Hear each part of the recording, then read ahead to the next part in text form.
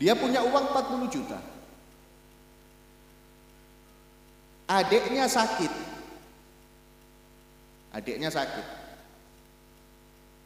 Butuh biaya 20 juta. Kalau enggak diobati mati adiknya. Mana yang diutamakan? Keluarkan 20 juta tadi untuk adiknya berobat. Lebih utama daripada dia memaksakan untuk berangkat umroh. Bahkan sampai tetangganya. Dia mau berangkat umroh, tetangganya ada yang butuh luar biasa terdesak. Keluarkan uangnya itu untuk tetangganya. Kalau untuk tetangganya nanti saya nggak jadi umroh, nggak apa-apa. Allah lebih suka. Nah, ini diuji keikhlasan kita. Ikhlas nggak umrohnya? Kalau memang umrohnya karena Allah, untuk mendapatkan ridho Allah, maka Allah lebih ridho ketika kita nolong orang daripada memaksakan untuk berangkat umroh.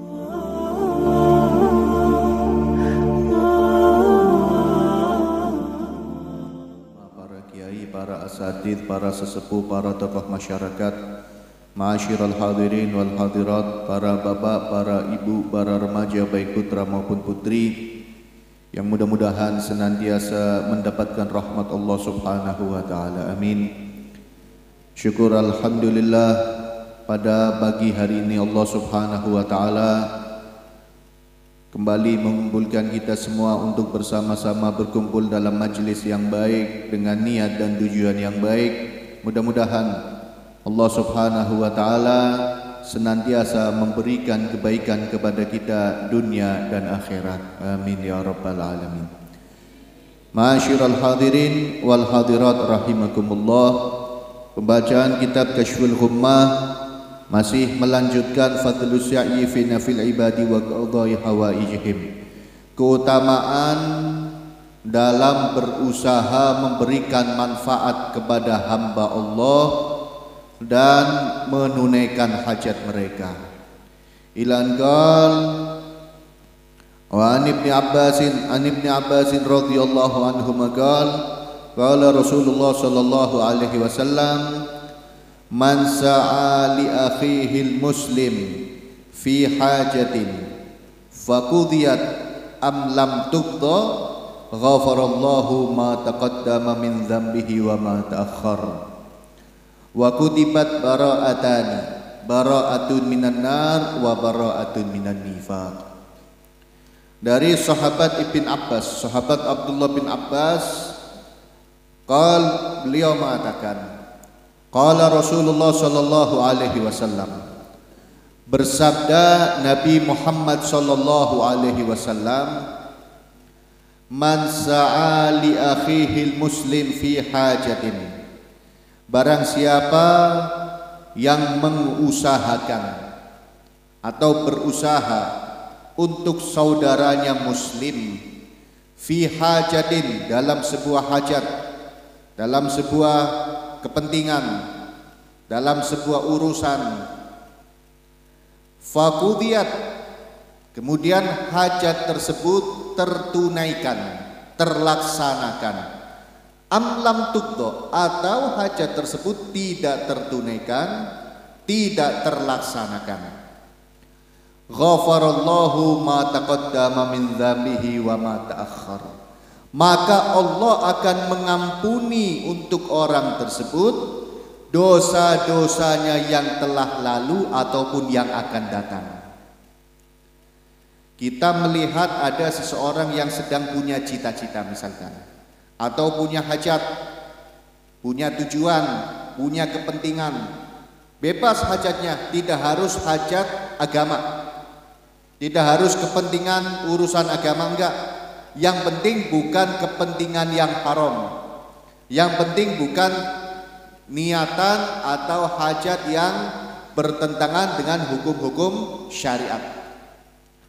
Hajatnya bebas, misalkan ingin dibelanjakan kebutuhan pokoknya, ingin diantar ke dokter misalkan, atau ingin diantar untuk belanja kepentingan bangunan rumahnya misalkan. Kemudian ada yang mengusahakan hal itu, nganter, ngangkatkan atau minjemi uang dan lain sebagainya. Qudiyat am lam tuqda, hajat tersebut, kepentingan tersebut tertunaikan atau tidak. Misalkan ada orang pengen diantar ke dokter, akhirnya diantar sama temennya atau sama tetangganya. Ternyata di tengah jalan gagal. Mungkin dokternya tutup atau mobil yang ditumpangi ada masalah. Akhirnya gagal, intinya gak jadi ke dokter. Berarti kan hajatnya tidak tertunaikan. Atau sampai ke dokter, berarti hajatnya tertunaikan. Hajat atau kepentingan tadi tertunaikan, terlaksana atau tidak terlaksana, tetap dapat keutamaan, tetap dapat balasan dari Allah. Apa balasannya? Pertama, ghafarallahu ma taqaddama min dzambihi wa ma ta'akhkhar. Allah akan ampunkan untuk orang tersebut dosa-dosanya yang telah lalu ataupun yang akan datang. Jadi yang diminta oleh Nabi, kita mengupayakan hajatnya orang. Kita membantu orang dalam menunaikan hajatnya. Itu yang diminta. Dan bukan tugas kita, bukan kewajiban kita untuk sampai hajat tadi terlaksana, enggak. Yang penting kita sudah mengusahakan. Terlaksana atau tidak terlaksana, kita tetap dapat balasan dari Allah Subhanahu wa ta'ala. Sebab kita ini hanya bisa berusaha. Yang menentukan hasilnya adalah Allah Subhanahu wa ta'ala. Kita yang penting sudah mengusahakan kepentingannya orang lain. Yang penting sudah berusaha untuk menunaikan kebutuhannya orang lain. Adapun hasil Allah Subhanahu wa ta'ala yang menentukan berhasil atau tidak. Yang penting kita tetap dapat balasan. Balasan pertama, Allah akan ampuni dosa-dosanya, baik yang sudah kelewat ataupun yang akan datang. Makanya maaf Bapak Ibu, kita ini harus berusaha untuk ambil bagian dalam nolong orang lain. Sebab apa yang bisa kita andalkan dari amal kita? Dosa kita banyak, istighfar kita sedikit. Kalaupun istighfar kita banyak istighfarnya tapi nggak khusyuk dalam istighfar. Quran kita sedikit kita bacanya. Sholawat kita pun jumlahnya bukan yang puluhan ribu. Maka perbanyak nolong orang lain. Apapun itu bentuknya, walaupun bentuk pertolongannya ringan. Ada orang mau naik motor agak kesusahan, dipegangin sepeda motornya sampai dia bisa naik. Ada orang setelah naik motor mau ngangkat barangnya kerepotan, kita angkatkan barangnya sampai dia bisa ngangkat barangnya ke motornya, sepeda motornya. Apapun hajatnya. Ada orang mau naik becak agak kesusahan karena usianya misalkan, atau karena badannya yang terlampau gemuk, kita angkatkan orang tadi sampai bisa naik becak. Ada orang mau bangun dari duduknya agak kesusahan karena ada penyakit, kita pegang badannya sampai bisa bangun. Hal-hal atau perbuatan-perbuatan seperti itu tadi akan menyebabkan Allah mengampuni dosa kita yang sudah kelewat ataupun yang akan datang. Kan luar biasa. Itu nanti yang bisa menyelamatkan kita di akhirat. Hampir masuk neraka kita, catatan amal nolong orang kita keluar semua di situ. Akhirnya kita diselamatkan dari neraka karena mendapatkan ampunan Allah Subhanahu wa ta'ala. Wa kutibat bara'atan, dan akan dicatat untuk orang tersebut dua jaminan pembebasan. Dua jaminan pembebasan. Dijamin bebas dari dua hal. Bebas dari apa? Pertama, bara'atun minan nar. Orang tersebut dijamin bebas dari api neraka. Yang kedua, bara'atun minan nifaq. Dijamin bebas dari kemunafikan. Orang yang sering nolong orang lain akan dijauhkan dari perbuatan nifak, perbuatan kemunafikan. Dia nggak bakal jadi orang munafik. Sebab kalau orang sering nolong orang lain itu berarti hatinya baik. Orang munafik nggak punya hati yang baik. Orang yang baik nggak mungkin jadi orang yang munafik. Orang yang hatinya beres nggak mungkin jadi orang munafik. Nolong orang, hatinya baik, nggak mungkin jadi orang munafik. Nolong orang, mendapatkan jaminan bebas dari api neraka oleh Allah Subhanahu wa Ta'ala. Makanya ini Islam indah luar biasa. Diceritakan Al-Imam Ali Zainal Abidin, beliau itu kan ahli ibadah luar biasa. Pernah suatu ketika beliau sedang i'tikaf di masjid, istiqomah i'tikaf di masjid. Di waktu-waktu, di jam-jam yang beliau biasa istiqomah i'tikaf, di saat di tengah-tengah beliau sedang i'tikaf, kedatangan seseorang. Orang tadi mengatakan, wahai imam, aku butuh uang buat makan untuk aku dan keluargaku. Beberapa hari belum makan.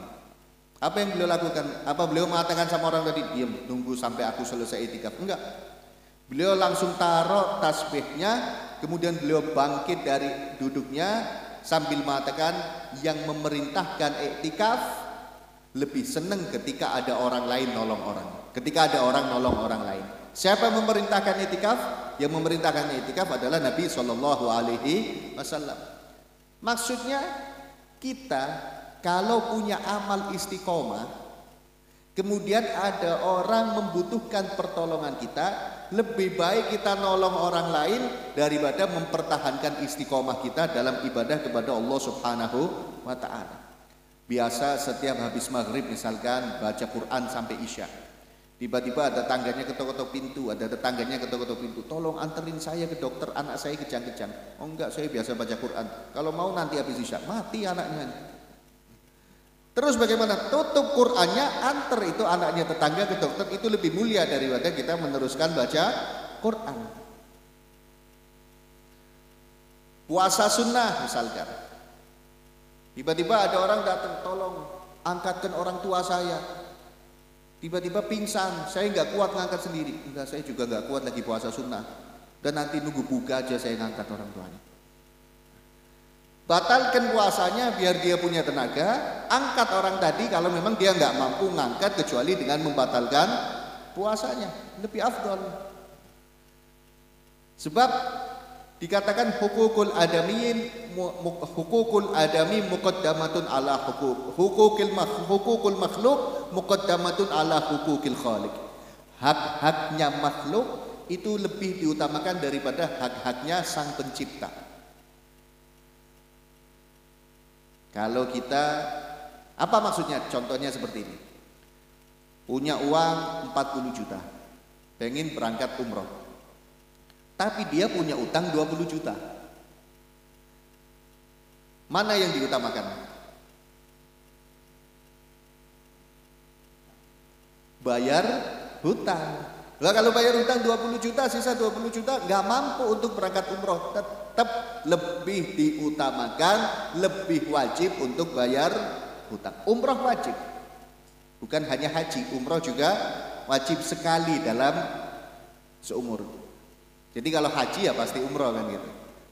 Kalau dia nggak mampu umroh wajib. Tapi untuk bayar hutang lebih wajib bayar hutang. Lah yang mengherankan kan sekarang ada umroh kredit. Jadi berangkat umroh tapi pulangnya punya utang. Itu umroh seperti itu tidak menggugurkan kewajiban. Maksudnya gimana? Kalau suatu saat dia punya uang banyak, wajib umroh lagi. Karena umrohnya enggak menggugurkan kewajiban, sebab syaratnya ada yang kurang. Syaratnya haji, syaratnya umroh, man istata'a ilaihi sabila, barang untuk siapa yang mampu menempuh, mampu ekonominya, mampu kesehatannya, mampu keadaannya. Lah ini enggak mampu dipaksakan sampai ngutang, berarti enggak memenuhi syarat. Atau misalkan dia punya uang 40 juta, adiknya sakit,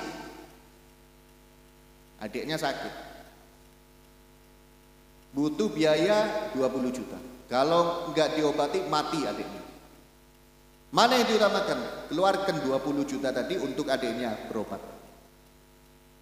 Lebih utama daripada dia memaksakan untuk berangkat umroh. Bahkan sampai tetangganya, dia mau berangkat umroh, tetangganya ada yang butuh luar biasa terdesak, keluarkan uangnya itu untuk tetangganya. Kalau untuk tetangganya nanti saya nggak jadi umroh, nggak apa-apa, Allah lebih suka.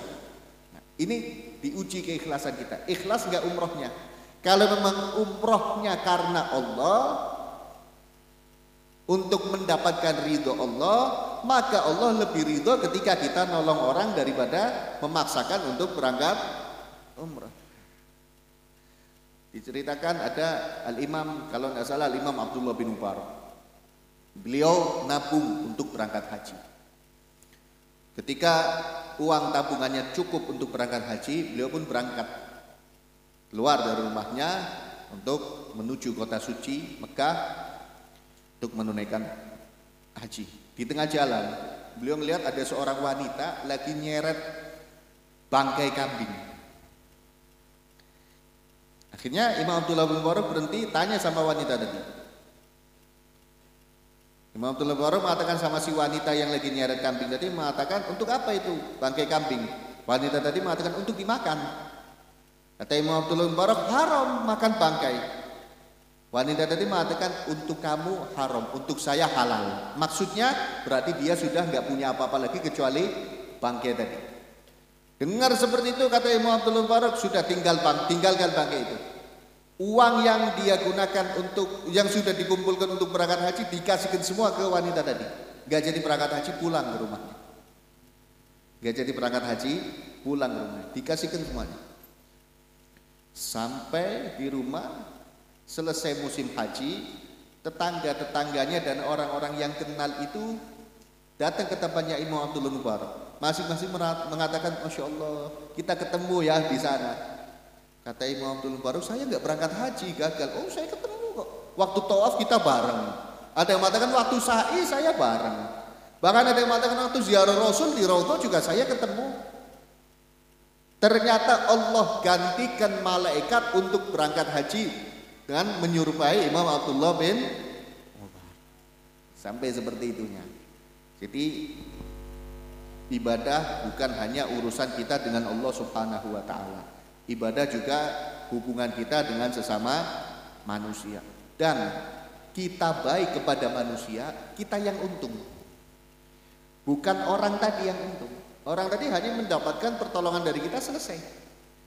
Kita untung. Sebagaimana Allah jelaskan dalam Al-Qur'an, A'udzubillahi minasyaitonirrajim, in ahsantum ahsantum li anfusikum wa in asatum falaha. Apabila kalian berbuat baik, berbuat baiknya kepada Allah dan berbuat baik kepada sesama manusia. Ahsantum li anfusikum, berarti kalian telah berbuat baik untuk diri kalian. Wa in asatum falaha, apabila kalian berbuat jelek, kata Allah, falaha, maka diri kalian sendiri yang rugi. Berbuat baik kepada orang lain. Orang tadi tahu kalau kita berbuat baik ataupun tidak tahu, tetap kita akan untung dunia akhirat. Pasti. Contoh ini. Jadi kan Imam Abdullah bin Mubarak. Nah, ini diceritakan di kota, ada salah satu kota namanya kota Murwun. Kota Murwun ini terdapat banyak ulama besar. Nah, kota Murwun ini dipimpin dulu ini oleh seorang raja yang soleh. Raja kaya raya, adil, soleh. Raja tadi punya anak cuma satu, perempuan. Anaknya tadi, putrinya raja, cantiknya luar biasa, solehahnya luar biasa. Karena cantik, solehah, sehingga banyak yang ingin melamarnya. Tapi setiap ada orang datang lamar, raja hatinya nggak setuju, ditolak. Setiap ada yang datang ditolak, ada yang datang ditolak. Nah, raja tadi itu punya budak namanya Mubarak. Budak tadi hitam, dia dari India. Mubarak ditugaskan sama raja untuk menjaga kebun anggurnya. Untuk menjaga kebun anggur. 2 bulan Mubarak tadi jaga kebun anggurnya raja, dipanggil sama raja. Mubarak, tolong berikan saya anggur yang manis. Hanya dipetikkan beberapa biji anggur, ditempatkan di piring, diserahkan ke raja, dimakan, kecut anggurnya. Dipanggil lagi Mubarak, Mubarak sini, berikan saya anggur yang manis. Iya raja. Diambil lagi, diberikan ke raja, kecut lagi. Sampai 3 kali kecut terus. Akhirnya Mubarak ditanya sama raja, wahai Mubarak, kamu nggak bisa milih mana anggur yang manis, mana anggur yang kecut? Karena Mubarak nggak tahu, wahai raja, saya nggak tahu mana anggur yang manis, mana anggur yang kecut. Sebab selama 2 bulan saya jaga kebun anggurnya raja, saya nyicipin 1 butir pun nggak pernah. Makan 1 butir pun saya nggak pernah. Kaget raja. Kamu jaga kebun anggur 2 bulan 1 butir. 1 butir pun gak pernah engkau makan. Gak pernah. Kenapa wahai Mubarak? Kan raja nyuruh saya untuk jaga kebun, bukan nyicipi. Jadi saya gak berani nyicipi. Kecuali raja mengatakan, wahai Mubarak, jaga kebun anggur itu dan sering nyicipi. Ya saya akan sering nyicipi. Tapi raja mengatakan saya diperintahkan untuk jaga, ya saya cuma jaga. Gak berani saya nyicipi. 2 bulan gak pernah nyicipin, gak pernah. Yang jatuh pun gak pernah saya makan. Lebih baik saya sapu, saya buang sekalian. Heran rajanya. Masya Allah, luar biasa ini Mubarak. Padahal kan dulu belum ada CCTV. Kalau misalkan Mubarak makan pun raja gak tahu. Jumlah pohonnya ribuan tentunya, raja yang punya. Akhirnya raja pun tanya sama Mubarak. Dalam hati raja mengatakan, oh ini orang luar biasa, istimewa. Raja tanya sama Mubarak, wahai Mubarak, saya mau musyawarah. Ada apa raja? Saya ini punya anak perempuan, cantik luar biasa. Banyak yang lamar, tapi nggak ada yang serak di hati saya. Akhirnya saya tolak semua. Menurut kamu, pria seperti apa yang pantas untuk putri saya? Mubarak pun mengatakan, wahai raja, kalau orang Arab dulu, mereka milih mantu dilihat dari 3 hal. Pertama, anaknya siapa? Yang kedua, dari suku apa? Yang ketiga, tampan apa tidak wajahnya. Ini orang Arab dulu. Anaknya siapa? Sukunya suku apa? Sebab orang Arab dulu kan fanatik kesukuan. Yang ketiga, ganteng apa? Enggak milih kaya atau tidak, enggak. 3. Kalau orang Yahudi dan Nasrani, kata Mubarak, milihnya yang penting kaya raya dan ganteng.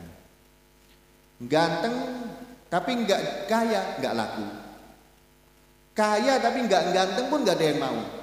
Ini orang Yahudi dan Nasrani dulu. Adapun orang sekarang, kata Mubarak, zaman itu hanya milih kaya. Kaya walaupun enggak ganteng, laku. Tapi kalau tuntunan dari Nabi, yang penting baik, agamanya baik, akhlaknya baik.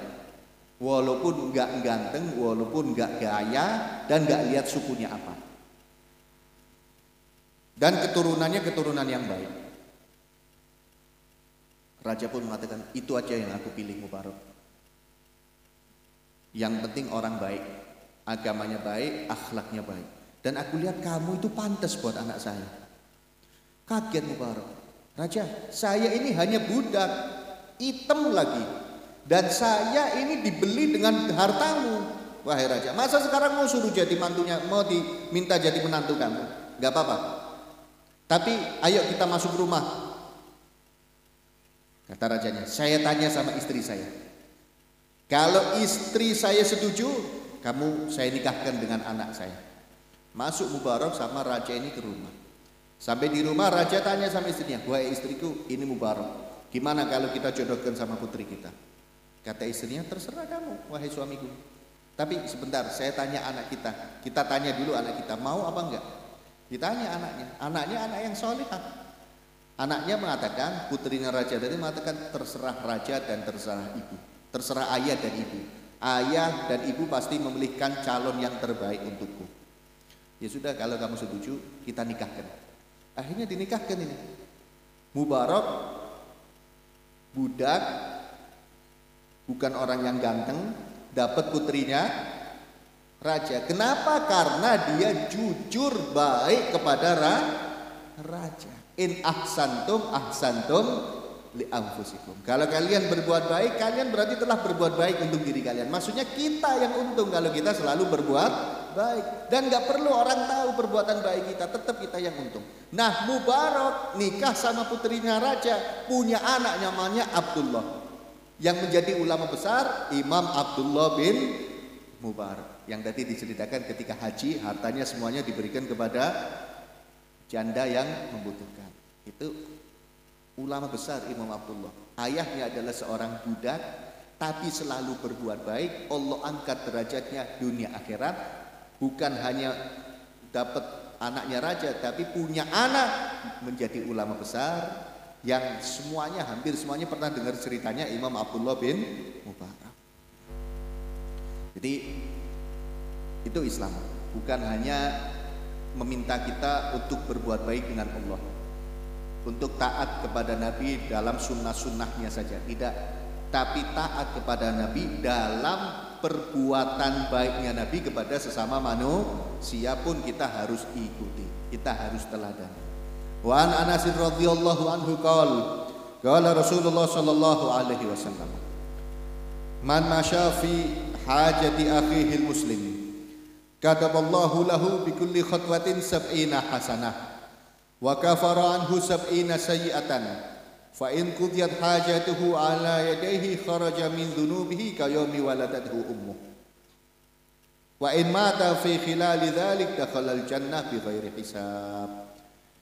Dari sahabat Anas, beliau mengatakan, Rasulullah sallallahu alaihi wasallam bersabda, man masya fi hajati akhihil muslim, barang siapa yang keluar dari rumahnya berjalan untuk menunaikan hajat saudaranya yang muslim, kataballahu lahu bi kulli khatwatin sab'ina sayyi'atan, sab'ina hasanatan. Allah akan mencatat untuk orang tadi satu langkahnya 70 pahala.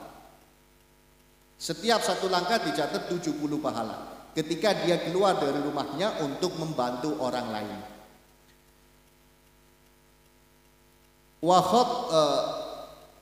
Wa kafaranhu sab'ina sayyi'atan.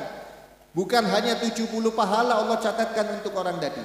Allah juga akan hapuskan 70 dosa dari orang tadi. Jadi kalau kita keluar dari rumah untuk kepentingan orang lain, jalan kaki, dan ternyata kita berjalan 1000 langkah, berarti Allah catatkan 70 kali 1000, 70.000 pahala. Dan Allah hapuskan 70.000 dosa. Ini kalau jalan kaki. Kalau pakai motor mungkin satu putaran roda gitu. Karena sekarang kan orang pakai motor.